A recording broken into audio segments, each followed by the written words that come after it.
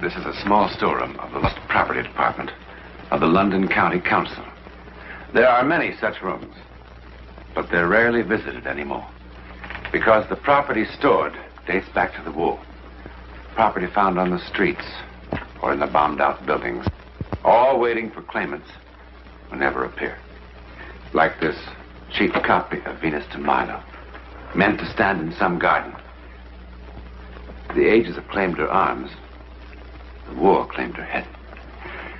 Like on what mantelpiece do you suppose this old clock was standing when the bomb hit? Calmly ticking.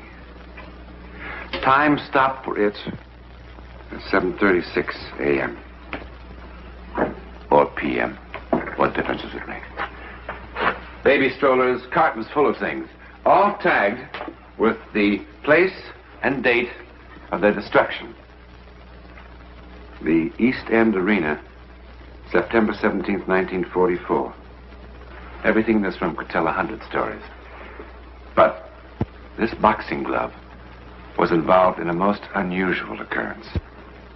When, on September 17th, 1944, that dark and heavy curtain to the world beyond our five senses, the psychic world, was lifted for a moment.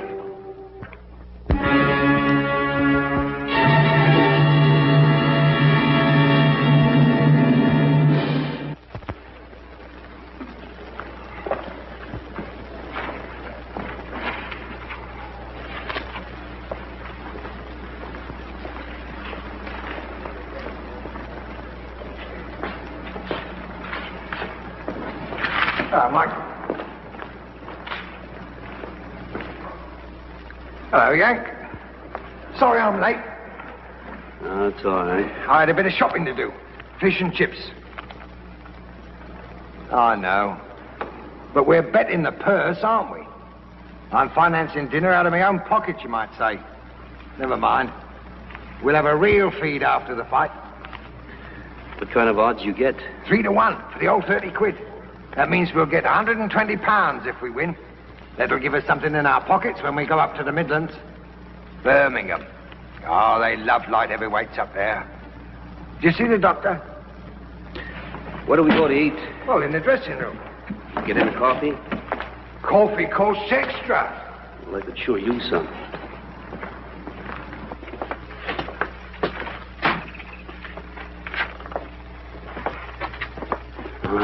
This is sure crummy.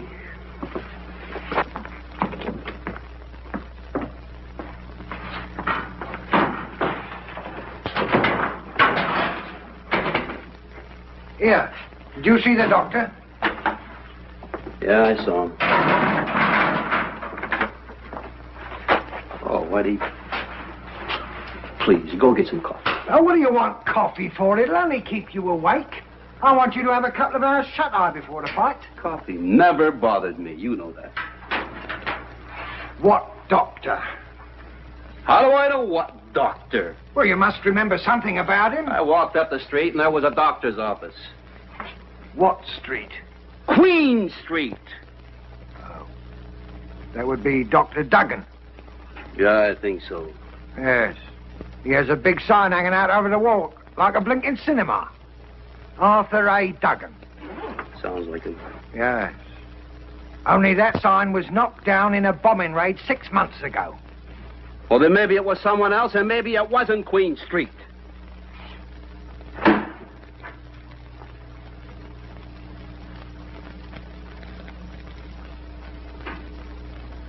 All right, Wendy.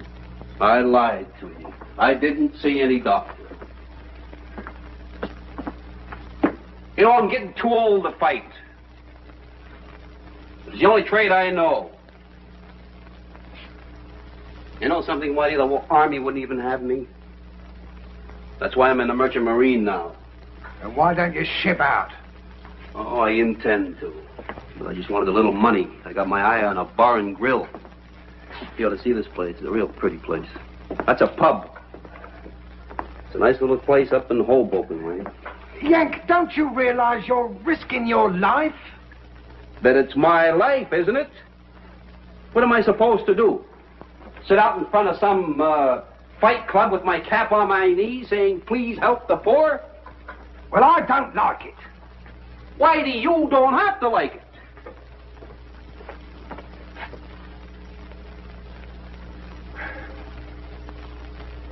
Never mind.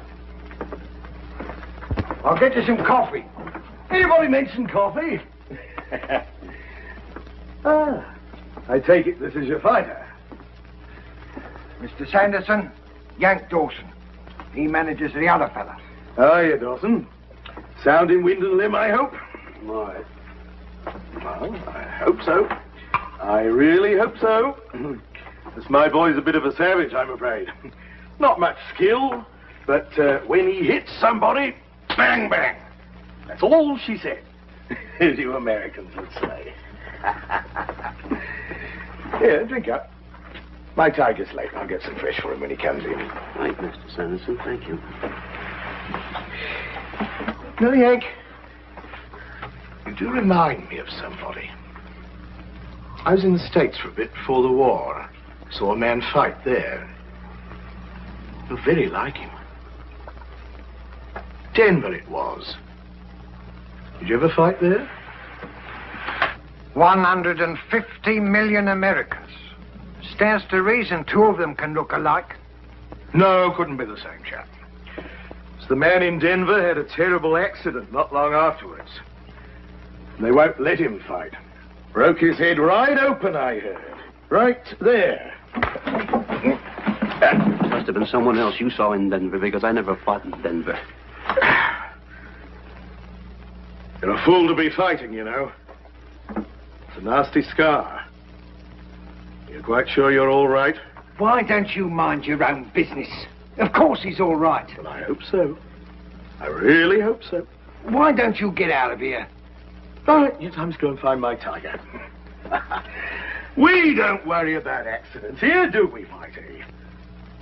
Not with old Paddy Terhune about. Who's Paddy Terhune? Oh, he's dead. In a manner of speaking. But you didn't tell him about Paddy? I was sure you had. Oh, inhospitable. Very inhospitable. Oh, come off it now. What do you mean, come off it? Here's a Yank ready to fight at the old East End Arena, and nobody tells him about Paddy. And Paddy's such a friendly ghost, too. Mr. Sanderson, I don't want to be rude, but I do want my Yank to have a couple of hours' sleep. So if you don't No, mind... all right, if you don't want to tell him.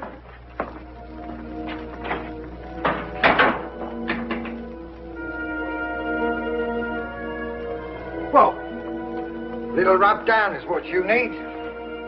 Help you to get some sleep. Tiger. Alfie Jones. Tiger, mind you, he's very clever with his hands, though. You want to remember that. That's why I told you to crowd him. Understand? Keep crowding him all the time. What was all that about a ghost, Winnie?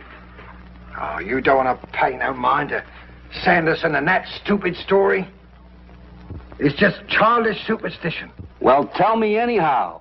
Look, you're going to fight tonight. I'm not going to fill your head now with a lot of silly twaddle. Well, I've had so much bad luck in the last few years, I guess I'm just getting jumpy, Whitey. I'm sorry I acted like a kid. That's all right, boy. I don't know why I made such a fuss about it myself. Like Sanderson says, Paddy Terhune's a friendly sort of ghost anyway. He was Empire middleweight champion when he was only 18 years old. Back in 1905, that was. So when he fought Brian Cleary in 1931, he must have been 44. That's getting on a bit for a boxer, you know. And he wasn't Empire champ no more. He had a gold watch, a few good memories, and a blood clot, what nobody knew about.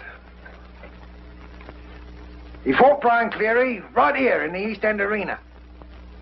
Brian liked the old boy. Wanted to make it quick like, you know. So he knocked him out in the second round. That was an act of mercy, Brian thought. Only that blood clot of Paddy's got dislodged. He died before they could get him into the dressing room. Well, that upset Brian a bit. Of course, he soon got over it, you know. I mean, he knew it wasn't his fault. Only 4 years later, Brian went crackers. Just before a fight one night, he suddenly started raving and swearing something awful.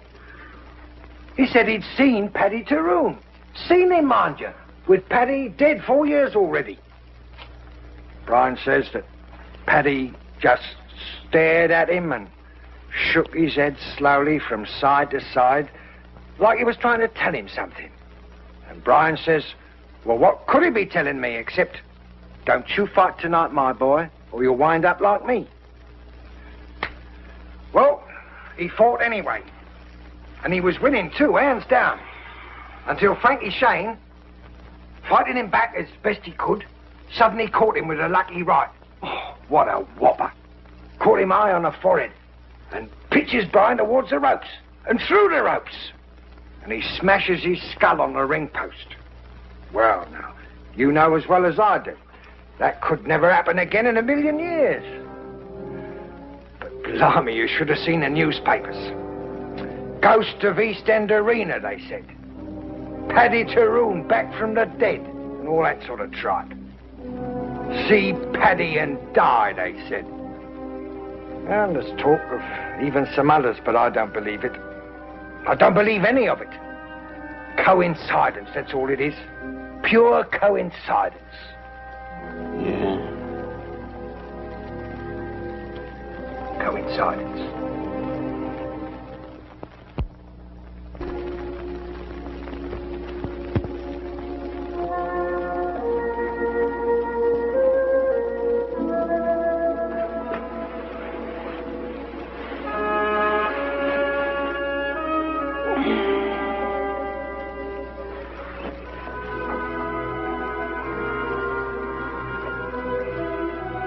Who are you?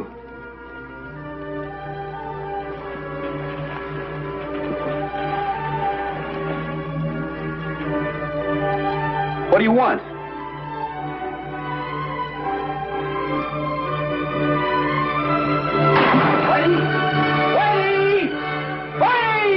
What's going on here? He's in there, Whitey. I saw him. Who? The fellow you were telling me about, Paddy Tyrone, he's standing in there. Ah, you must be dreaming. He's in there, I swear. Look for yourself.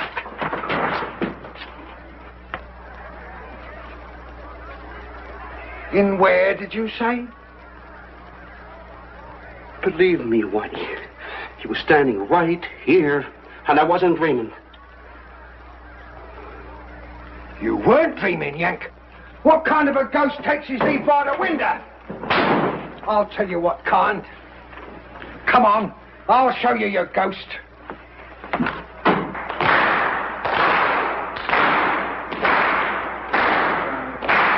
Listen to him out there. You're going to ruin me. Well, don't look at me. He's the one what's ruining you. Him and his psychological warfare. I got contracts with the both of you. Well, we are ready to fight. Then you two can fight. I'll tell you straight out, my boy isn't going into the ring until he admits what he done and apologizes for it. And just what am I supposed to have done? I had somebody to impersonate Paddy Tyrone. That's what you've done. Trying to scare my boy. What's all this about? That ghost was a fake. Oh, maybe it was. Well, that doesn't prove that I had anything to do with it. Who else? Who else had reason? It's your boy we're fighting, and you was offering odds of 5 to 1. Got confidence in Alfie, that's all. Well, that's another thing. Look at him. Cool as a cucumber. Quiet as can be. Here, got nothing to do with me. I'll say fight. Well, that's just it. Your opponent saw Paddy Tyrone, and you say fight. Aren't you scared you're gonna kill him? Cleary and Kawicki saw the ghost and they was killed in the ring. Why doesn't it bother you that the man you're fighting is going to die? I'll tell you why. Because it's a fake and you know it. If what you say is true, it's a case for the Boxing Control Board. Unsportsmanlike conduct by a manager. You insisted that my boy heard about Paddy Tyrone, and you knew he was going to take a few hours' sleep. That gave you plenty of time. How long did it take to sew Paddy's name onto that sweater? Now, look here, Whitey. And who did you hire to do Paddy Tyrone? Which one of your flunkies was it? Willie Davis? He's about the right age and size.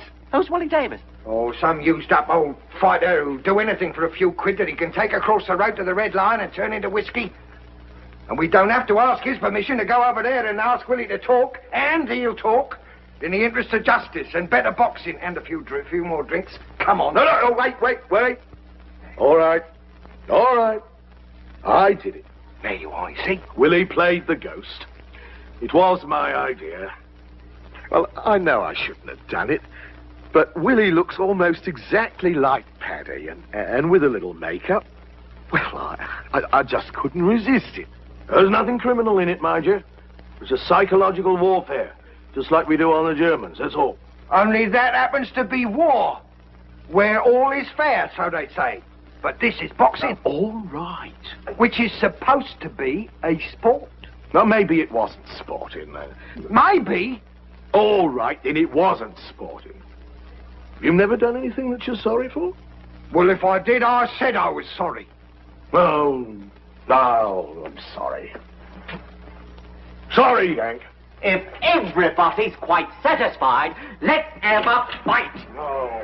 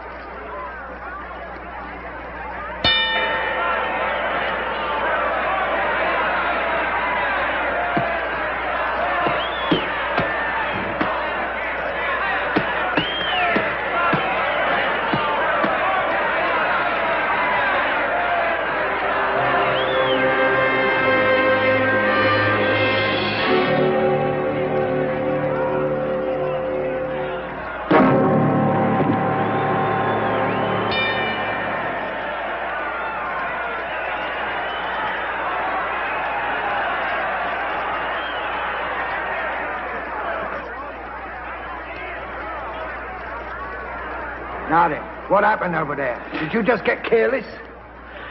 That fellow I saw in the dressing room. You know, Davis? Well, what about him? He's sitting up there in the last row. I saw him. It kind of confused me, I guess. So Sanderson's still up to his tricks, is he? I'll flay him alive.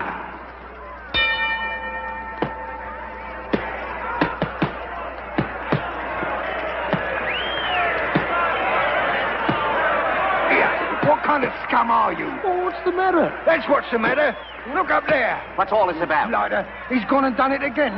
He's got his phony ghost up there, as big as life, and it's scaring my boy. I want him out of there. Well, I don't see him. Oh, yeah, he's there, all right. You bet your life he is, right up there in the back row. Well, I didn't tell him to. He must have bought a ticket. There's no crime in that. I've had enough of this. Well, I want him out of there. Oh, go on, finish him. Finish yourself. Protect yourself, Yank.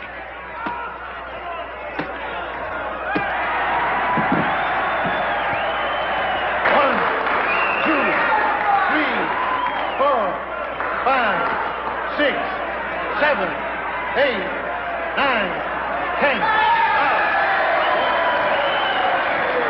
Don't touch him. He mustn't be moved. Let's get him to the dressing room. No, he must not be moved. Get a doctor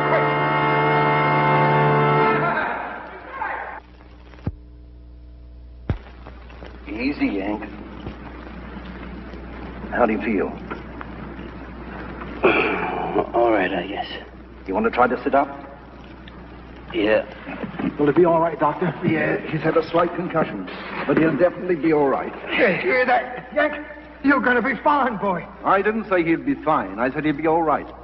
No more fighting, Yank. You hear that? I guess you're right, Doc. Well, let him rest here for a few minutes. Then he can get dressed and go home. Oh, bring him in to see me tomorrow. Righto, Doc.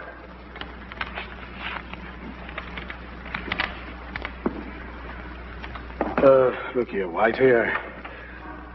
I'm sorry about all this. So you should be. Lot of nonsense. Your boy would never have beat him if he hadn't been distracted. Is there a Mr. Sanderson here? I'm Sanderson. Mr. Sanderson? Yes? It's the devil's own time finding you, sir. Do you know this man? Yes, Willie Davis. Why were you sitting in the back row, Willie? Beg your pardon, sir, but the only place he's been sitting is at the police station. Under the influence, as you can see. But he couldn't have. I picked him up in the Red Lion pub. There was some there that said he stole the money he spent there. But Willie said that you'd vouch for him, that you gave him the money. Oh, that's true. How long has he been in custody? Oh, for the last hour, I'd say. That's impossible. Why, we saw him sitting here in this very arena, wearing that foolish sweater not 10 minutes ago. Couldn't have been him, sir. 10 minutes ago, he was still unconscious. Come on, Willie. But I saw him, too, between rounds. I thought Mr. Sanderson was still using psychological warfare. Well, it couldn't have been Willie. Then it was Paddy Cahoon himself. I saw Paddy. I'm going to die. Oh, shut up. Must be some explanation. I saw him twice. We all saw him. Not me, remember? I didn't see him. The rest of us aren't all going to die. Oh, don't be ridiculous.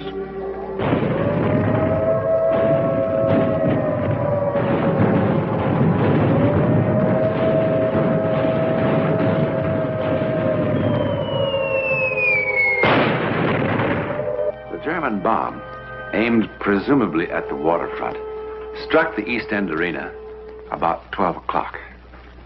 The newspapers called it good fortune that only 5 people were in a building that only a few hours before had held so many more.